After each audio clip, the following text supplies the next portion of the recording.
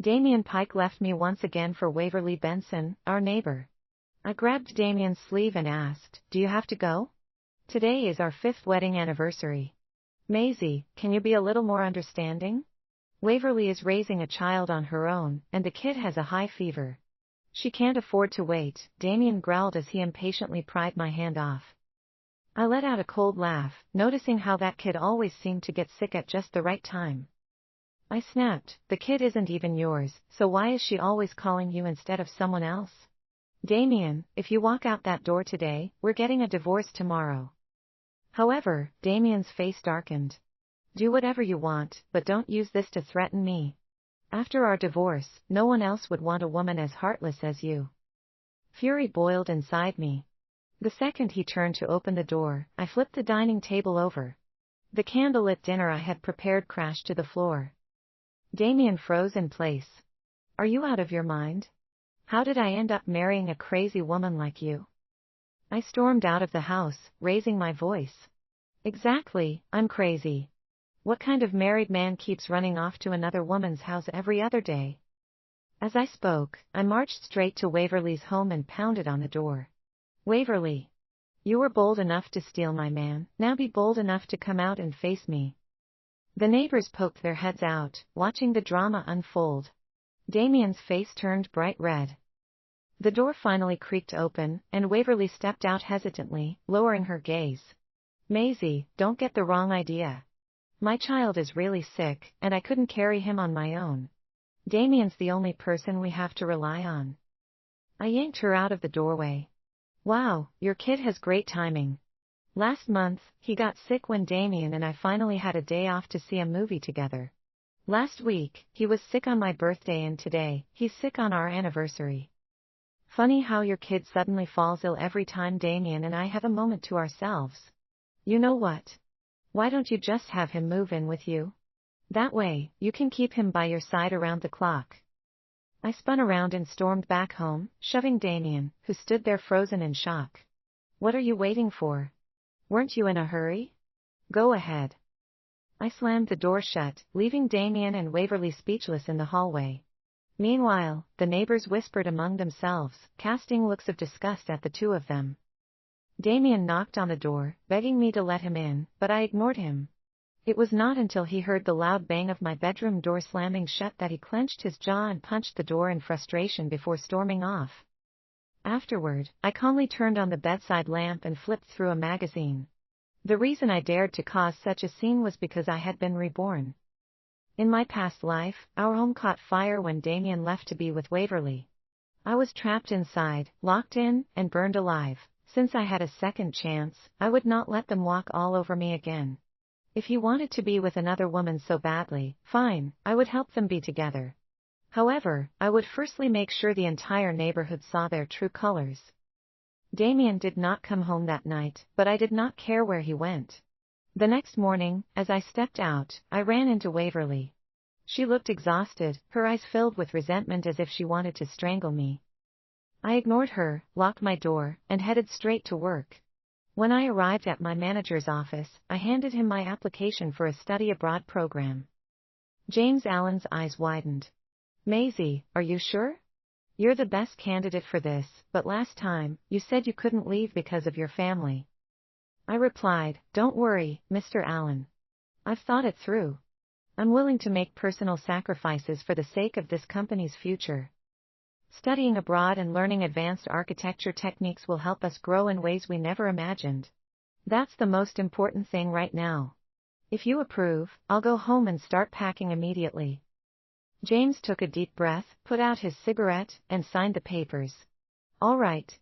Go say your goodbyes. You're leaving in a week." I gave him a deep bow. "Thank you for believing in me."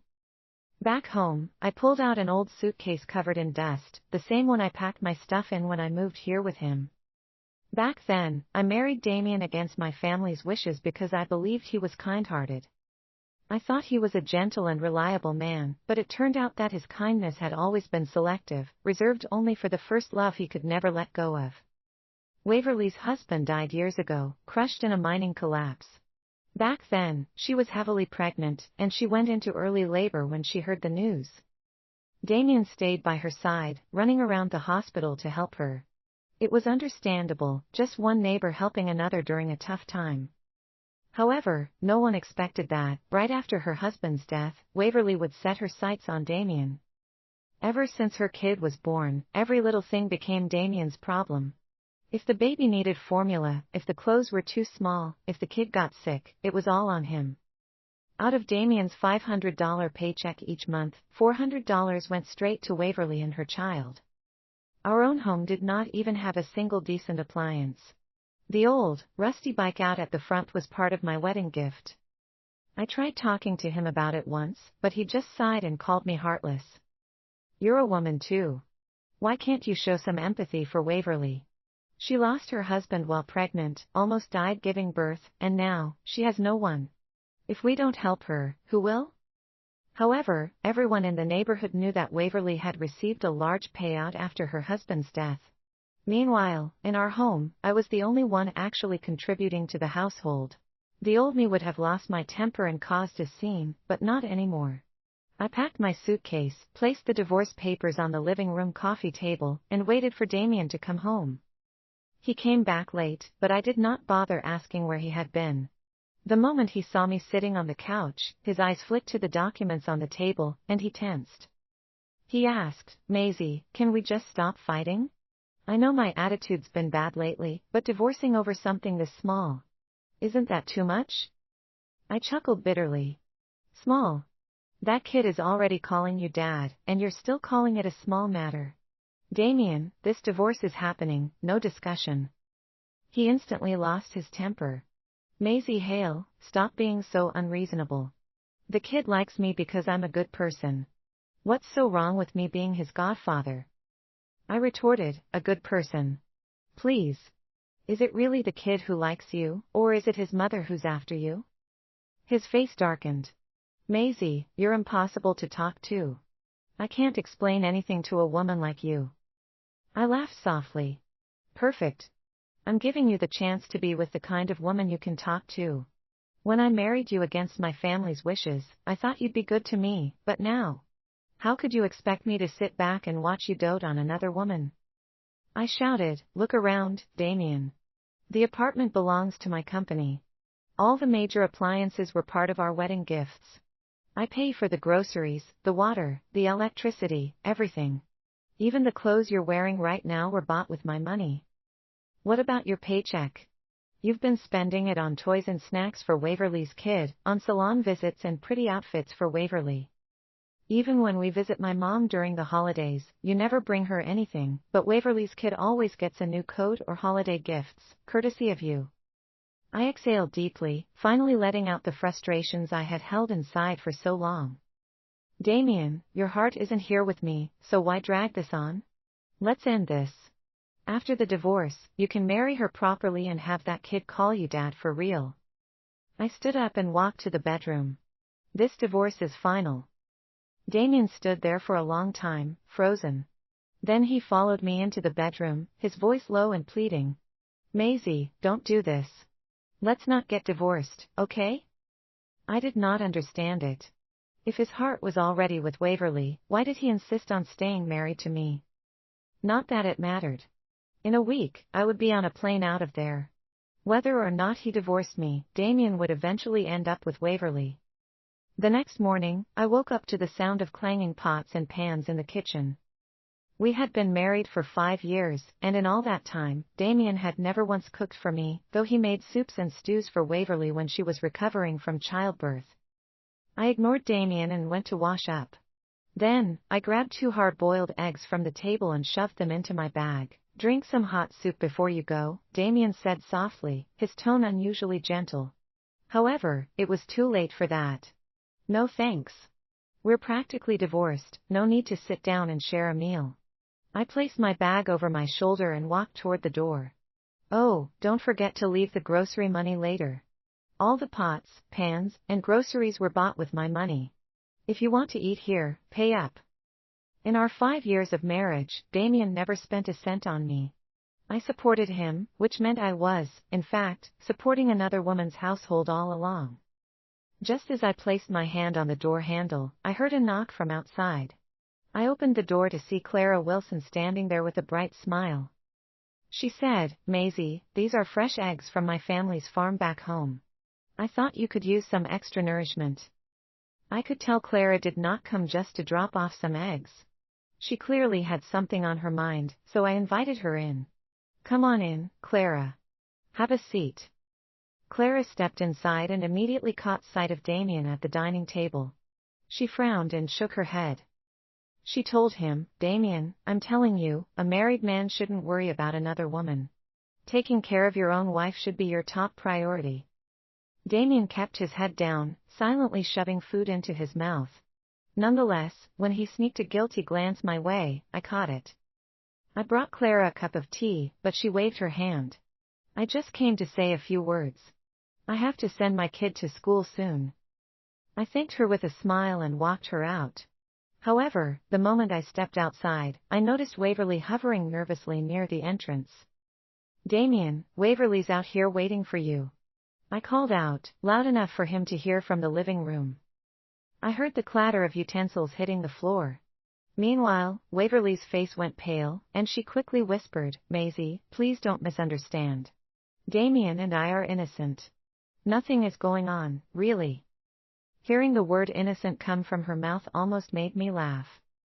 I gave her a cold, sharp glare and spat, "Waverly, save that innocent act for Damian, he might fall for it, but I won't." I continued, "You've been living off our money for years. I'm giving you 3 days to pay it all back.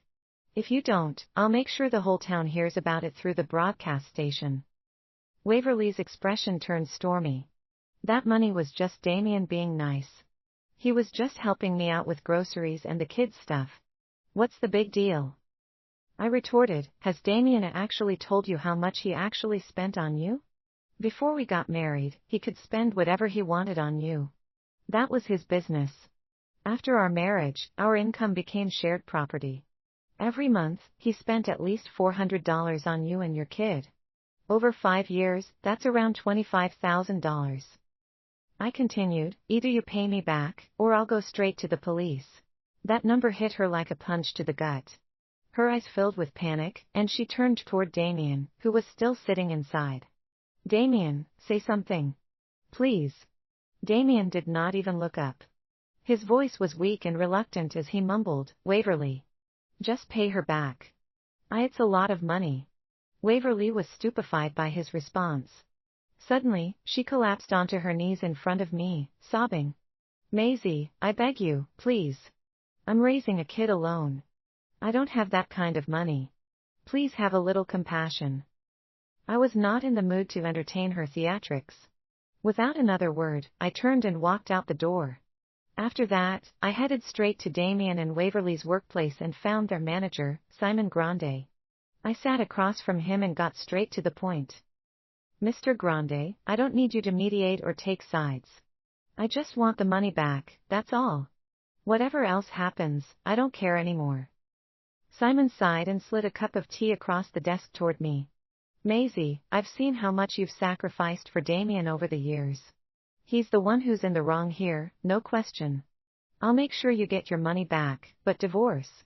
That's a big decision. Are you sure about this?" I replied, "I've already applied for a study abroad program, Mr. Grande. I'll be leaving next week, and I don't know how long I'll be gone. Divorcing him and letting him marry Waverly is better for everyone involved." He stared at me in surprise. I could tell he had not expected that from me, the woman everyone had pegged as the dutiful wife. Nonetheless, Simon was sharp. After a moment, he gave me a nod. "Studying abroad is a good choice, Maisie. This training will open new doors for you. Stay safe while you're out there." As for Damian, well, he was on track to get the Employee of the Year award, but I didn't realize he was this clueless about his priorities. Just then, the office door burst open. Damian rushed in, his face flushed with anger. "Mr. Grande, don't listen to her. She's making things up. We're not getting divorced." Damian turned to me and added, "Maisie, you can't just decide something this big without talking to me. You're leaving the country? I don't agree to that." Before I could respond, Waverly stumbled in right after him, crying loudly. She threw herself onto the floor and wailed, "Mr. Grande, please help me. Where am I supposed to get that kind of money? How will my child and I survive?" Their dramatic entrance drew a crowd of curious coworkers, who gathered outside the office to watch. I crossed my arms and spoke clearly, so everyone could hear me. "If you two don't mind embarrassing yourselves, go right ahead, but this divorce is happening. As for that money, I want every last cent of it back." Waverly's sobs grew louder. $25,000. I'll never be able to repay that. How am I supposed to live after this? I might as well just die. Suddenly, she lunged toward the window. The moment Damian saw Waverly lunge toward the window, he rushed forward and grabbed her, holding her tightly as she sobbed uncontrollably. He whispered reassurances to her while she clung to him like a lifeline. Simon slammed his hand on the desk, his face twisted with irritation. "You two have no shame at all. This is a workplace. Look around, everyone here is watching. Do you realize how ridiculous you both look right now?" He turned toward me with a softer expression and said, "Maisie, go home and get some rest. I promise I'll handle this situation." I gave him a nod, turned around, and left without a second thought. As I walked away, I heard footsteps behind me. Damian was trying to catch up, his hand reaching for my arm. However, before he could touch me, Waverly latched onto him, crying as she begged him not to leave her behind. I did not stop or say anything. Instead, I walked straight home, grabbed my documents, and went to buy my plane ticket. When I returned, I spotted Damian marching furiously down the street, with Waverly trailing nervously behind him. I did not care what had happened after I left the office, nor did I want to know. I stuffed the ticket into my coat pocket, pretended not to see them, and made my way home. Perhaps 10 minutes later, I heard a commotion outside my door. I opened it to find Damian and Waverly standing there, along with a pile of random items scattered in the hallway. Waverly's face was full of resentment, her lips pressed into a thin line. Damian cleared his throat and spoke first. "Maisie, I got everything back. Can we forget about the divorce now?" Before I could respond, Waverly burst out, voice sharp and shrill. "Maisie, you got your stuff back. I didn't take anything from you. Are you happy now?" She turned to Damian, wiping away fake tears. "Fine. Don't worry about me or my kid anymore. We'll just starve, I guess."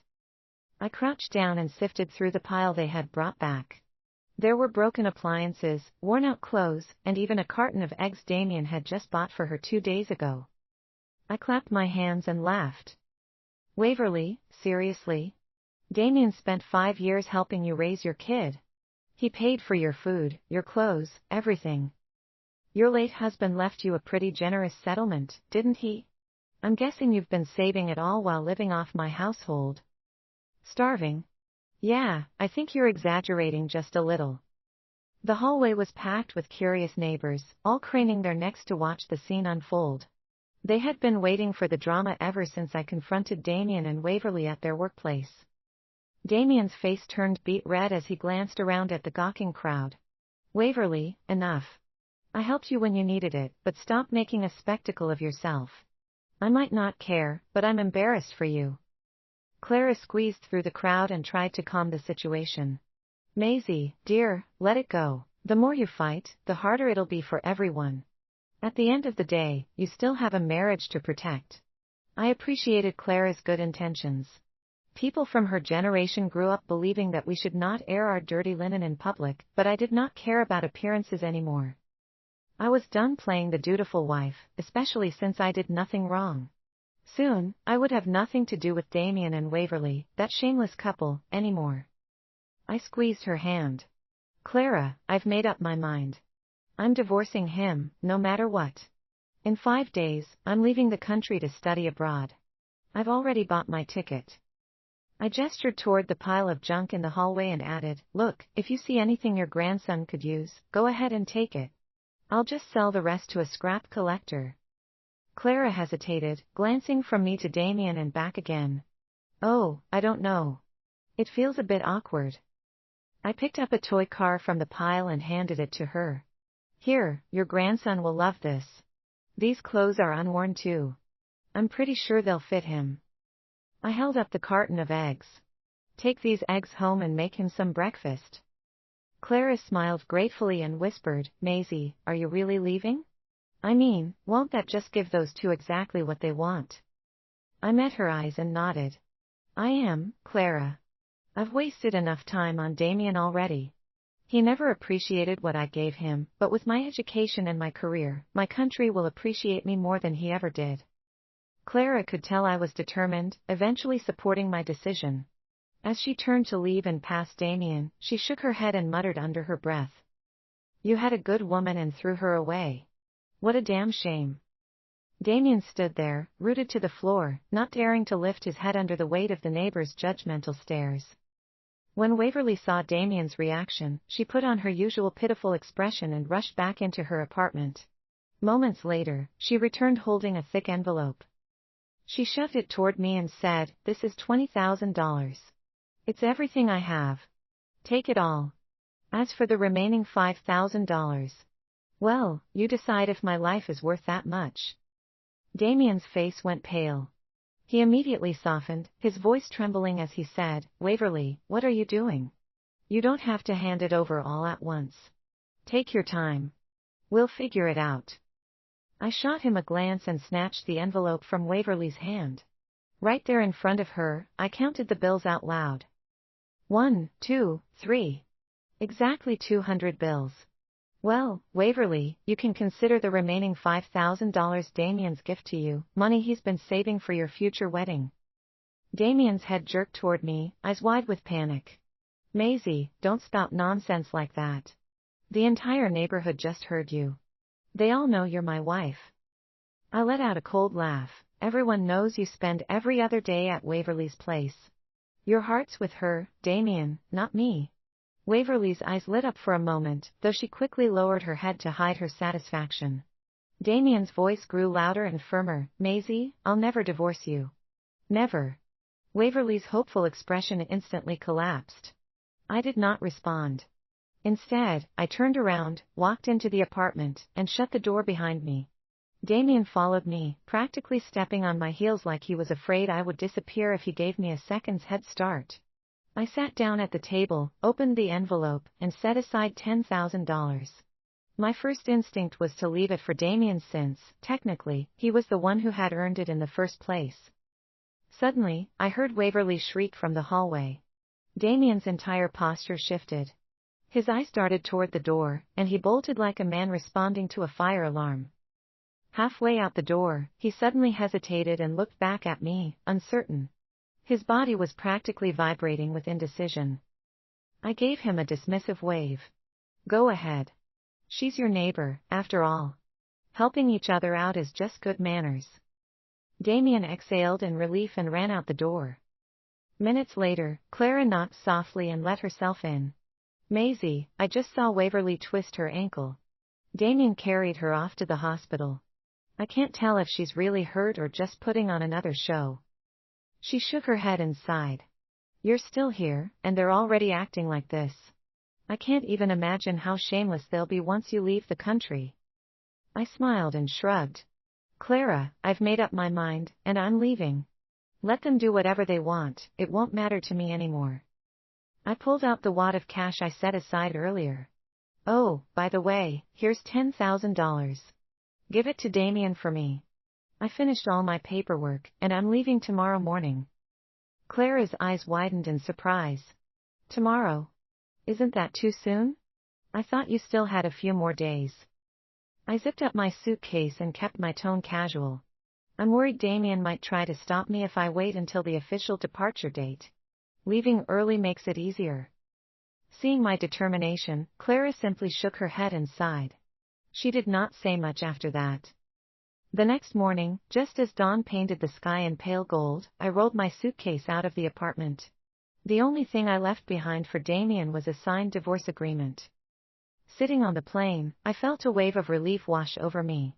In my past life, I had devoted myself entirely to my family. I did not even get the chance to step outside my home state, let alone leave the country. However, what did all that sacrifice get me? Even after my death, I ended up as a spiteful soul who lingered, watching Damian and Waverly parade around like a blissfully married couple. The anger burned inside me, but I could do nothing but stand there and watch their happiness unfold. I watched them live their lives, carefree and affectionate, until I was finally reborn. Nonetheless, I had everything figured out. There was nothing more important than investing in myself and contributing to